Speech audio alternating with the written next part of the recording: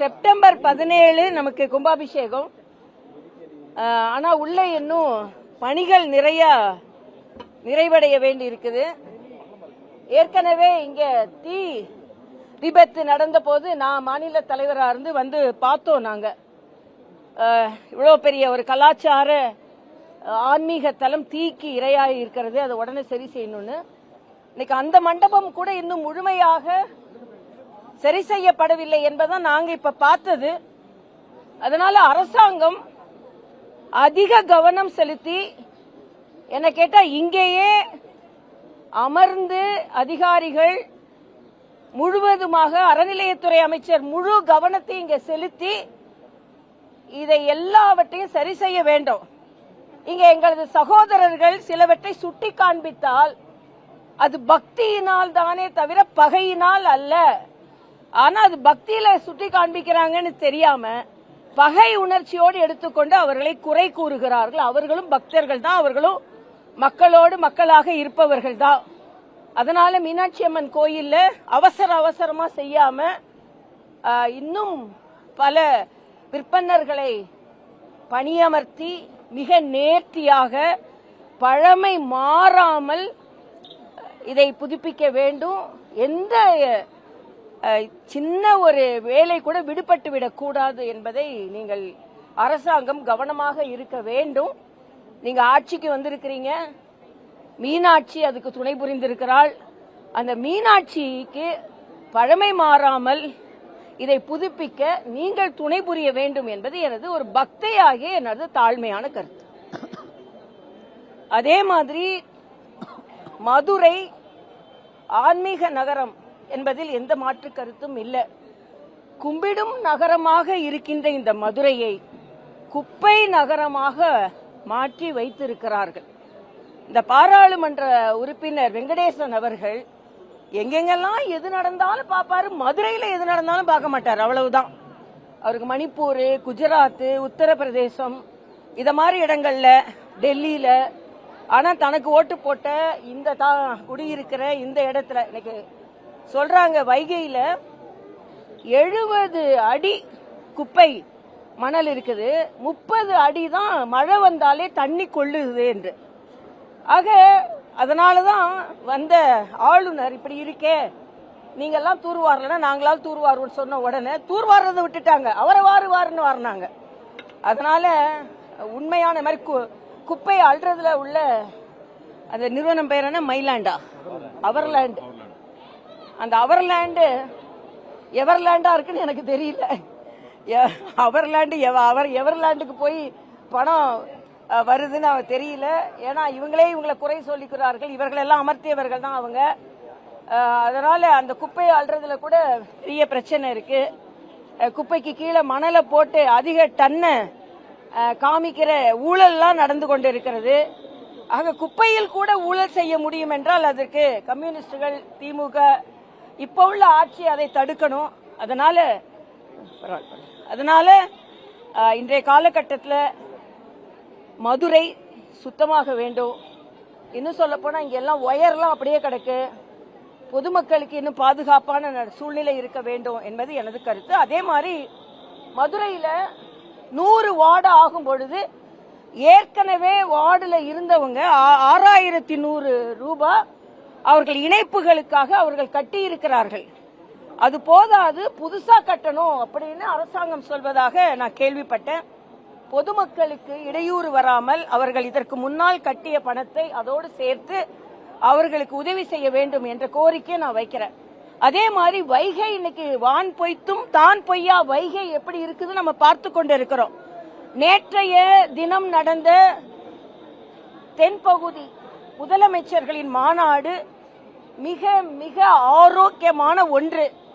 ஏதோ மத்திய அரசு தென்பகுதியை கண்டுக்காது, பாராபட்சமா நடந்துக்கும், மத்திய அரசுக்கு தென் மாநிலங்களை பற்றி கவலையே இல்லை அப்படின்னு இல்லாம மரியாதைக்குரிய அமித்ஷா அவர்கள் கோதாவரி, காவிரி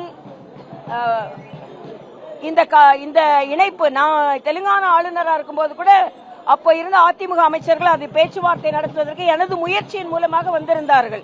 மரியாதைக்குரிய அமித்ஷா அவர்கள் சொல்லியிருக்கிறார்கள், இந்த ஆறுகளை எல்லாம் இணைத்தா 100 ஆண்டுகளுக்கு இந்த பகுதி மாநிலங்களுக்கு தண்ணீர் பிரச்சனை இருக்காது. பிரம்மபுத்திரா, கோதாவரி, காவிரி ஆக இந்த அளவிற்கு ஆக்கப்பூர்வமாக மத்திய அரசு செயலாற்றி வருகிறது. இன்னொன்றையும் இங்க குற்றம் சாட்டுகிறார்கள் மரியாதைக்குரிய முதலமைச்சர் அவர்கள். சதவீதத்தில் தொகுதி மறுவரை குறைக்கப்படக்கூடாது அப்படின்னு சொன்னா உடனே பல்டி அடிச்சிட்டாரு அப்படின்னு ஒரு கருத்தை சொல்றாங்க. சதவீதத்துல குறையிலனா உங்களுக்கு என்னங்க பிரச்சனை? அதனால தொகுதி மறுவரை வேண்டும். தமிழ்நாட்டில் உள்ள இடம் 39 இருந்து 59 மாறும். 200 பெண்களுக்கு பாராளுமன்ற உறுப்பினர்களாக வருவதற்கு வாய்ப்பு இருக்கும். மீனாட்சி அம்மன் கோயில்ல கும்பிட்டு விட்டு சொல்றேங்க, பெண்களுக்கான வாய்ப்பு கிடைக்க வேண்டும். மறுபடியும் இந்த 543 கொடுக்கறேன்னா கொடுக்க மாட்டாங்க நிச்சயமா. அதனால மரியாதைக்குரிய பாரத பிரதமர், உள்துறை அமைச்சர்கள் சொல்வதை போல இந்த தொகுதி மறுவரை வேண்டும், பெண்களுக்கான அங்கீகாரம் வேண்டும். எந்த விதத்திலும் தமிழகத்தின் சதவீதம் குறையாது என்பதை உள்துறை அமைச்சர் தெளிவாக சொல்லி இருக்கிறார். அதைத்தான் முதலமைச்சரும் எந்த விதத்திலும் சதவீதம் குறையக்கூடாது என்று சொல்லி இருக்கிறார். நிச்சயமா நிறைவேற்றப்படணும். அதற்கு எல்லாரும் உதவி செய்யணும். ஏன்னா நோ தொகுதி டீலிமிட்டேஷன் சொல்றதை விட ஃபேர் டீலிமிட்டேஷன் சொல்றது ஃபேரான கோரிக்கை தான். அதைத்தான் மத்திய அரசு செவிசாய்த்து எல்லா இடத்துக்கும் 50%. இப்ப நம்மளுக்கு 39, 59 ஆனா நல்லது தானே. கூட நமக்கு இன்னைக்கு 5 பாராளுமன்ற உறுப்பினர்கள் தான் தமிழ்நாட்டுக்கு இருக்கிறாங்க. அதிகமான பேர் வருவாங்க. இன்னைக்கு 234ல 34 பெண்கள் உறுப்பினர்கள் தான் இருக்கிறாங்க. 170 பேருக்கு மேல வருவாங்க. அதனால நிச்சயமாக தொகுதி மறுவரை வேண்டும் என்பது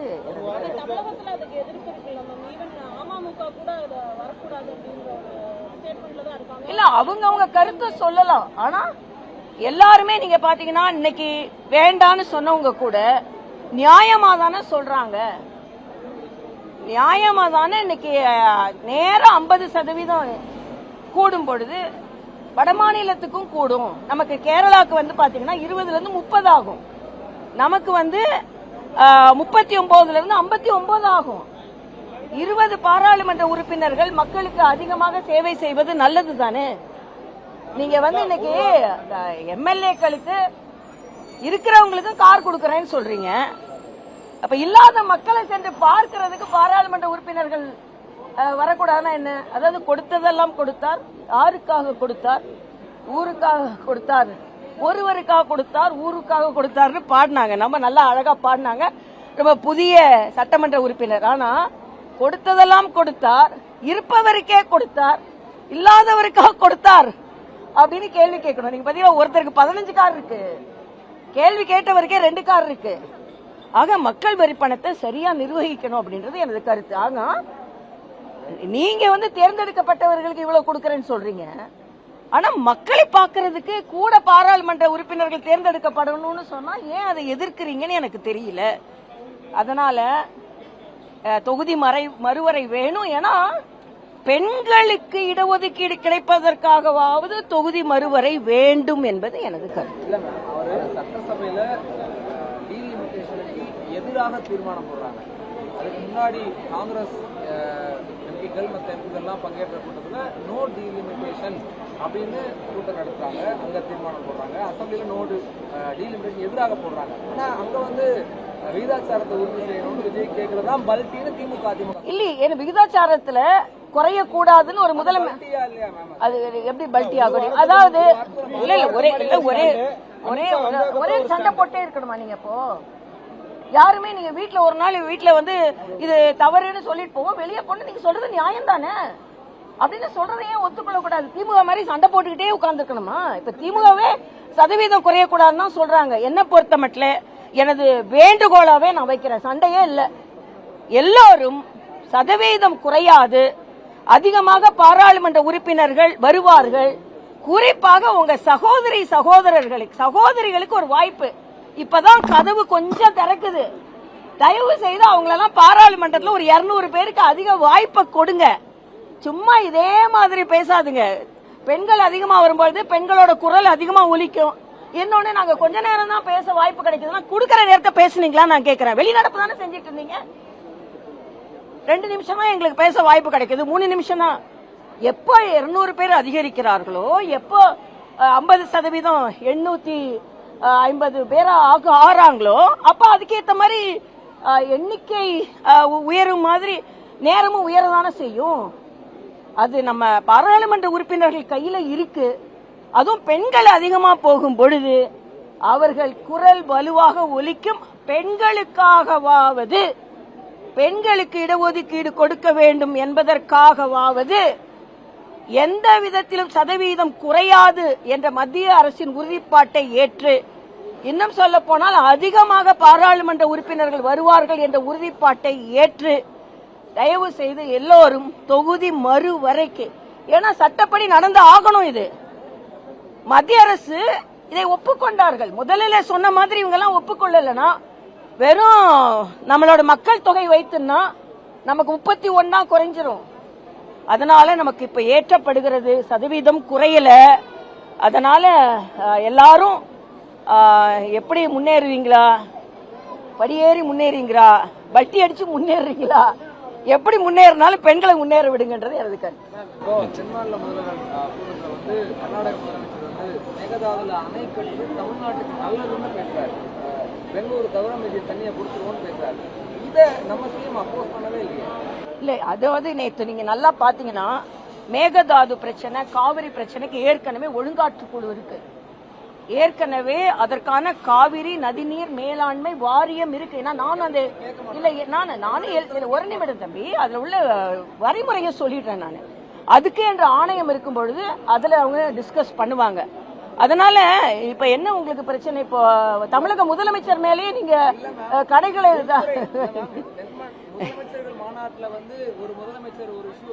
இல்ல, அவங்க பேசலன்னு உங்களுக்கு எப்படிமா தெரியுமா?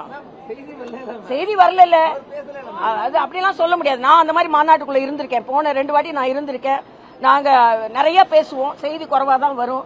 அதனால நிச்சயமா தமிழ்நாட்டின் உரிமைகளை யாரும் விட்டுக் கொடுக்க மாட்டாங்க. ஏன் மத்திய அரசு கூட தமிழ்நாட்டின் உரிமையை விட்டுக் கொடுப்பதற்கு நிச்சயமா துணை போக மாட்டார்கள் என்பது நாங்க துணை போக மாட்டோம். நீங்க அன்னைக்கு நீங்க காங்கிரஸ்காரங்கிட்ட மாதிரி அது கேக்குறீங்களாப்பா?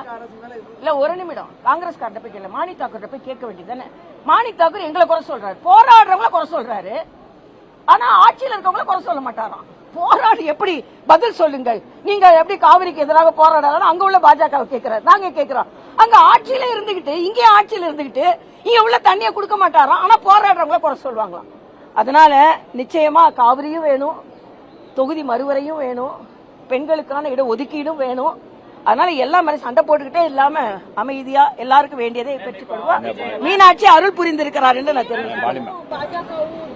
சேர்ந்து வந்து இங்க தமிழ்நாட்டு ஆட்சி பிடிச்சிருவாங்க.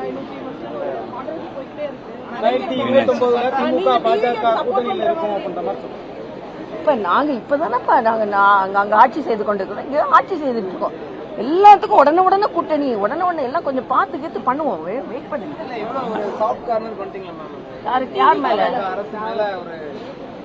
அவங்க சாஃப்டா இருந்தா நாங்க சாஃப்டா இருப்போம், அவங்க கடுமையா இருந்தா நாங்க கடுமையா இருப்போம். போன ஆட்சி மாதிரி எதுக்கு எடுத்தாலும் கடுமையா இருந்தா நல்லது இல்ல.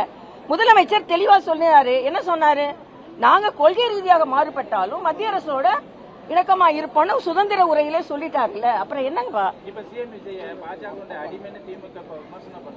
அது திமுக விமர்சனம் செய்வதற்கு திமுகவுக்கு எந்த தார்மீக உரிமையும் இல்லைங்க. இன்னைக்கு இந்த நாடு இப்படி போய்கொண்டிருப்பதற்கு திமுக தான் காரணம். காவிரியை பெற்று தர மாட்டாங்க, எல்லா பிரச்சனையும். ஆனா திமுக கூட டீலிமிட்டேஷனுக்கு ஆதரவு தர வேண்டும் என்பது எனது நிலைப்பாடு.